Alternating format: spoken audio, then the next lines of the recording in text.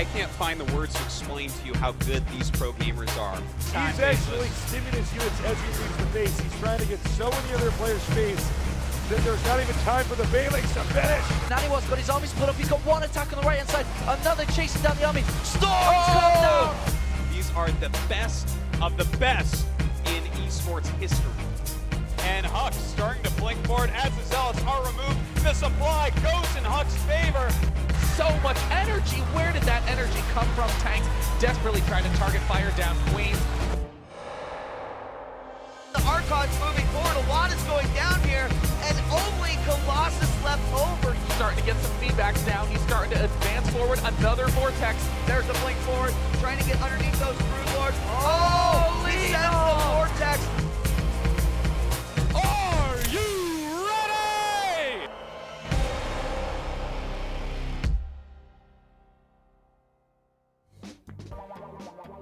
Ladies and gentlemen, hello from the MLG studios here in New York City, and welcome back to the winter season showdowns, where every single day except Saturdays and Sundays, some select Sundays, we have best of 5 matches in Heart of the Swarm among the best players in the world to determine who qualifies for the championship event in Dallas, Texas on March 15th. My name is axeltoss. I am joined by axslav. Axslav, we're in the middle of Europe week. Awesome times going on, I think.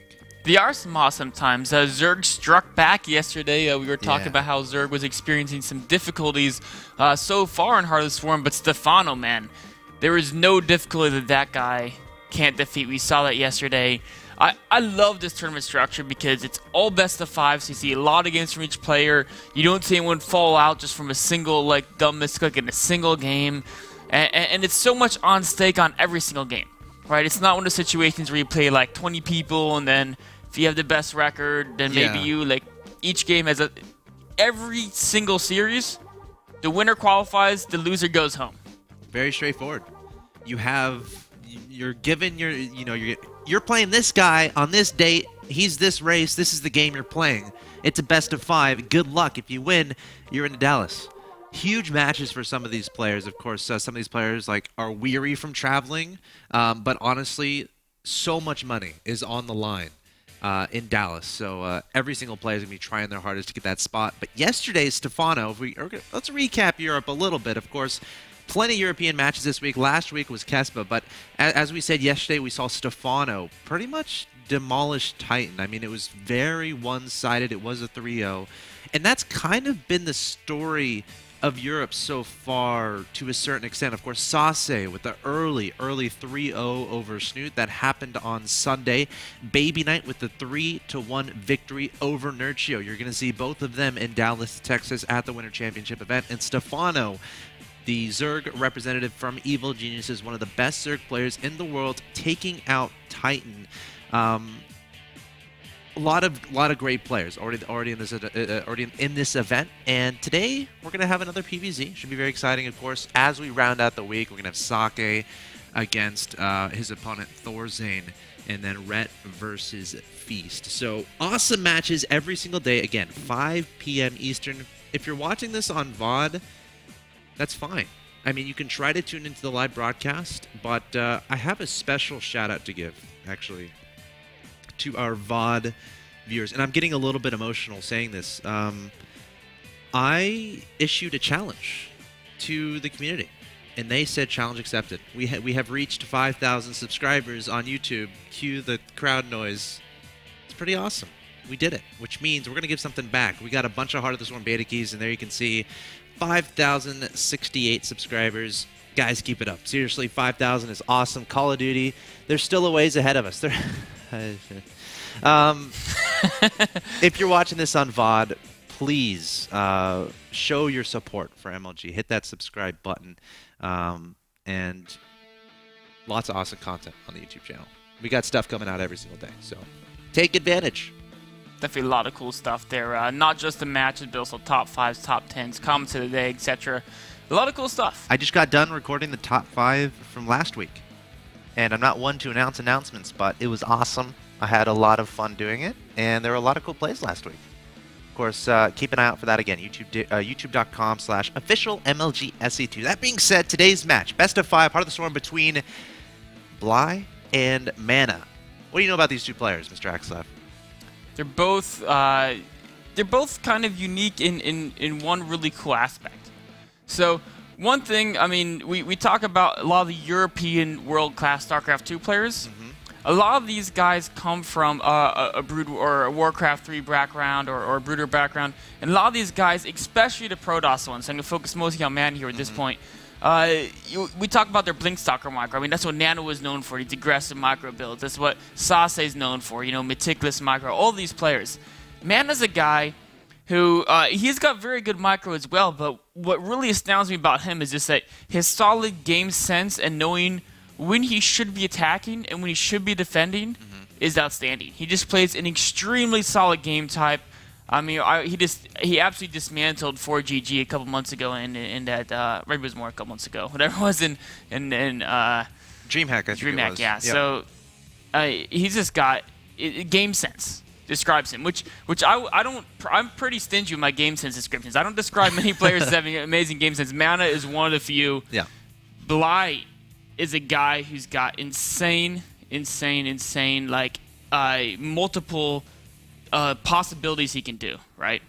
Bly's one of those guys who, it's like there's some Zergs who just always macro like Rhett. Bly's got all the tools in his toolbox. Creative strategies, which honestly, when you're talking about the Zerg race, you don't really talk about the Zerg race that much regarding that, at least in Wings of Liberty. If we're talking about the early portion of the game, you know, you're talking about the Protoss's ability to formulate these awesome timing pushes, incorporating the Warp Gate technology. And then you talk about Terran incorporating the same sort of stuff. Will that change in Heart of the Swarm?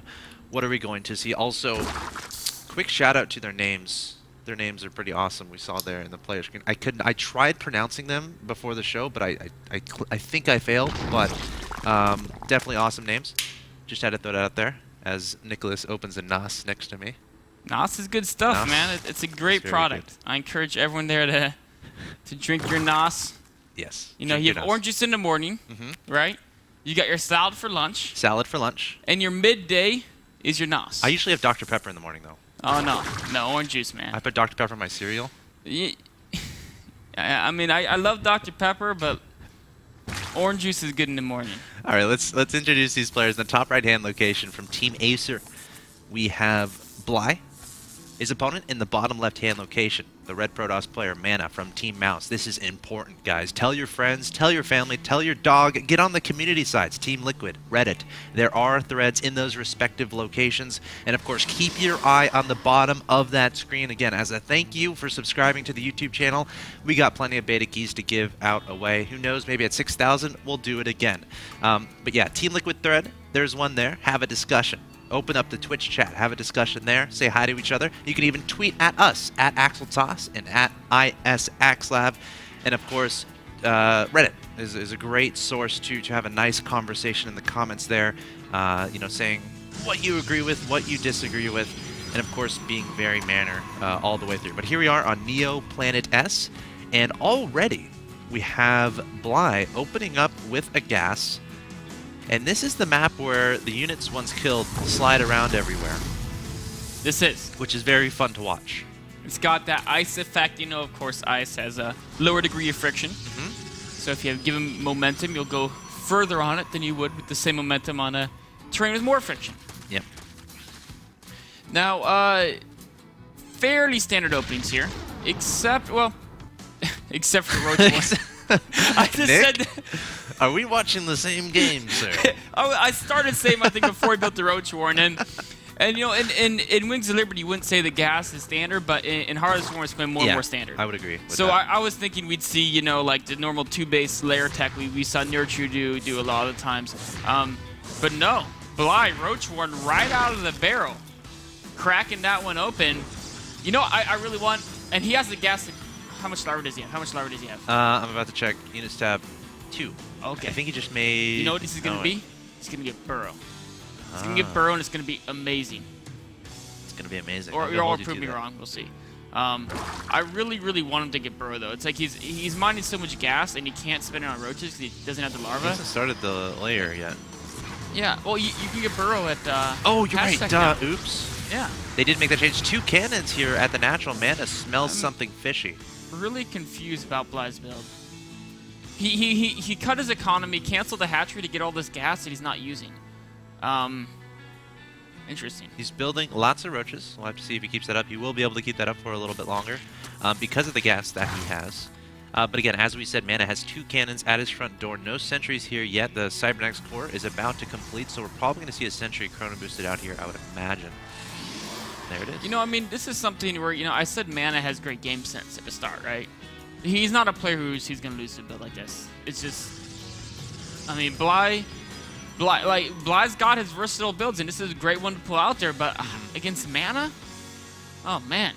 And we also have a Mothership core about to finish. Now, we saw something similar from Stefano. He went for very fast speed, though. That was the difference yesterday, and he was on 2 bases. Bly tried to hit much earlier, and Mana already has his Mothership core. That's going to be very instrumental in this defense. It does have the ability to take some shots at those roaches, at those links, and eventually it will be able to do that, what do you call it, the Photon Overcharge onto the Nexus. And here we go, Bly going for the aggression. Force Field going down here from Mana, adding on 2, actually adding on 1 more cannon, not messing around at all. Speed is about 70% of the way done from Bly, trying to break through here, but he's losing a lot of roaches. He's losing a ton of roaches, and even if he breaks through the gateway, I mean, there's still 2 cannons up there, a Mothership core that's closing on to that 100 energy level, working through that Planetary Fortress. Mana with just an absolutely stellar game sense, a perfect defense there, and Stargate follow-up. This guy knows exactly what to do at every moment of the game. I mean, Bly is just being absolutely outclassed here. Overlord potentially trying to draw some units out into the scariness that is Neo Planet S, where if you die, your remains will slide every which way. Speed finally kicking in here for Bly, but I think this natural is very well fortified at this point in time. Got 3 cannons there, 2 sentries, the Mothership core keeping a watch over everything, perhaps looking for that Baneling follow-up potentially, but Bly behind this making nothing but drones, and the Link's trying to get some units killed there, but he's going to have to back away. But I love Mana's position right now. I mean, he's got all the advantages. He's got economic advantage. He's got the tech advantage. He's got a perfect defense where no threat can touch him, whereas Bly just has 2 roaches and a couple Zerglings for defense, so this airplay is going to be very painful to him. Mana in a great position. But I'm going to check. Oh, Bly, go ahead. I was going to say, Bly is that guy who's comfortable playing from weird positions. You know, people see this from Linux a lot, but Bly is like the European equivalent, man. This guy, I've seen this guy actually beat top Korean players from positions like this, because he knows exactly what he's got to do. He says, okay, I'm behind all these aspects, what do I have? Maybe I've got speed for maneuverability, I can thread in counterattacks until I can catch back up. You know, he finds an answer to come back in a game. This time it's going to be the lair tech, and I think that's absolutely the correct decision. Yeah, layers on the way here from Bly, has a nice drone count. Well, not compared to his opponent, but at least for these 2 bases. So he can afford to get that layer down, starting to mine that gas. We'll have to see where he goes from there. Still trying to be proactive about being a little bit annoying with those links at the front of his opponent's natural expansion. But I don't know if he's spotted... No, I don't think he's spotted the Stargate tech from his opponent. No reactions there in that production tab just yet from Bly. So we can see these Phoenixes take him off guard. I mean, there's a queen at the natural that's definitely going to be vulnerable. Also a queen in the main base. If Bly doesn't scout this Phoenix play soon, I feel like both of those queens could very likely fall. One thing to remember is in Heart of the Swarm, you do not need that Evil right. Chamber anymore. So he can build spores as a reaction even without the Evil Chamber because of that change. Oh. Did he see him? I don't think I don't think he did. The hatchery in his ability has no vision. Oh, that's a good point. He hasn't seen it yet. Unless they go directly over it. Now he sees it because they're killing his units. The queen's going to go down. Are we going to see any immediate spore crawlers put up? See a Hydra Den. That's the first reaction we're going to see. We're going to see an additional queen in that production tab. You're right, no spore crawlers on the way. Both queens going to die fairly quickly here. And now what is there to defend against these overlords? Bly, he's going to be able to make Hydras, but we have 5 Phoenixes here. If he makes Hydras... Oh, they put about 1 or 2 at a time. Yeah, they're dead. Can lift them up, pick them off. Unless they're out of energy. I mean, yeah, the bad news is he's losing all his drones. Yeah. The good news, guys, is eventually the Phoenix run out of energy. Yes. He'll stop killing everything. We have 6 Hydras on the way here from Bly. Phoenix is taking out these overlords. They're desperately huddling together like that STARCRAFT episode, but Looks like a couple will fall, and Mana's going to back away once that additional queen comes forward. I'm pretty sure he spotted that Hydralisk den. So he should know. Yeah, he definitely did spot that. Meanwhile, we had some Lings and Roaches try to do some counterattack action, but Mana, it looks like he will be able to set up this third base. Has the Mothership Core there as well. Right when it finishes, he can use Photon Overcharge, and of course the Mothership Core has a decent attack of his own. It's like flailing around. It's being picked up. Sorry, I just thought the graphics were really awesome there. Yeah. The body's skidding around. I don't know if we're allowed to show that. That's pretty graphic. It is pretty. You know what? They're roaches.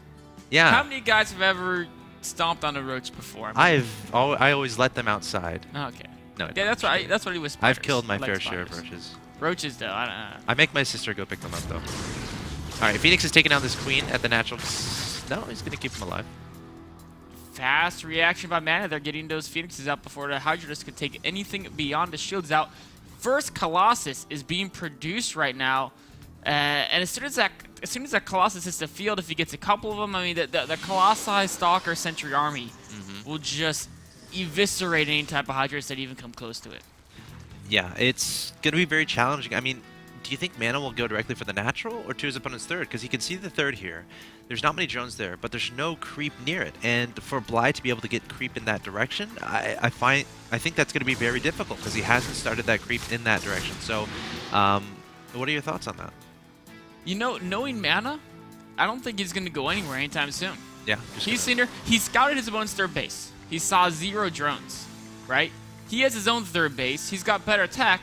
He's just going to hang back, get a giant army. He might even wait till he maxes until he moves out. Although most likely will happen, he'll just defend this attack, and that could prove to be the game-deciding defense right there. Does he know it's coming, though? His units are kind of a little bit out of position.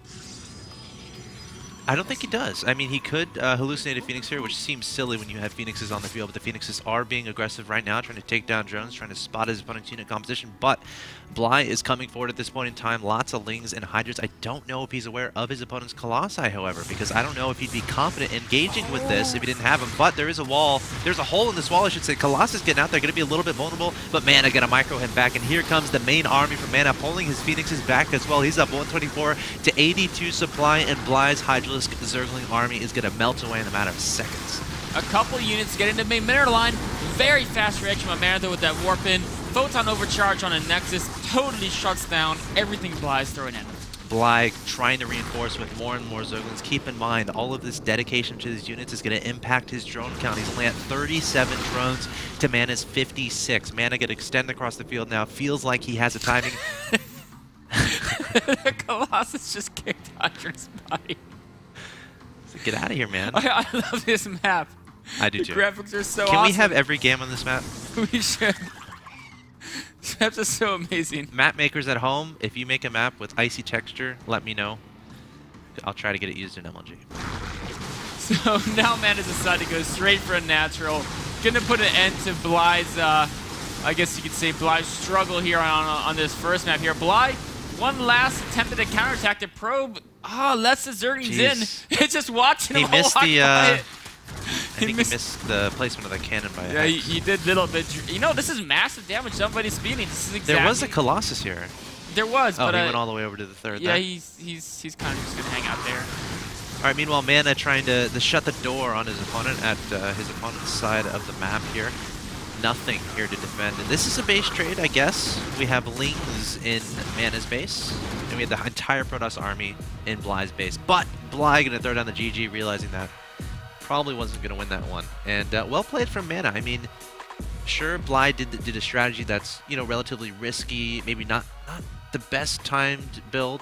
Of course, getting those early roaches, but Mana, great job, able to identify what it was, able to prepare appropriately, and able to shut it down without too many losses whatsoever, and then staying patient and waiting for Bly to come to him, and then taking that last fight there pretty decisively.